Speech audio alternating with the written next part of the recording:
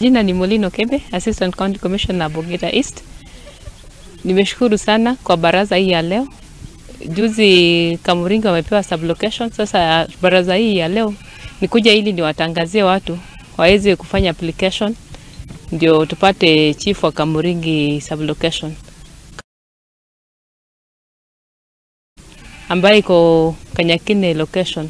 Na juzi tumepewa sub county ya Bogeta.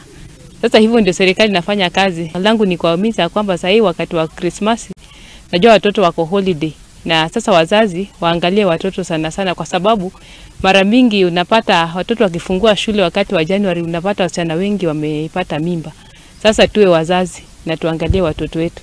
Tukikuta wao unainterfere na mtoto mdogo ama si mtoto mdogo, because mtoto mdogo ni yule ambaye kwa under 18, watoto wasipeleka kwa kina auntie, na ukiwapeleka ujue they are in the right hands, wasiende kumangamanga na huku, because during holidays, wakati wa holidays ndio watu wanatoka hata Nairobi, wanatoka kila pahari.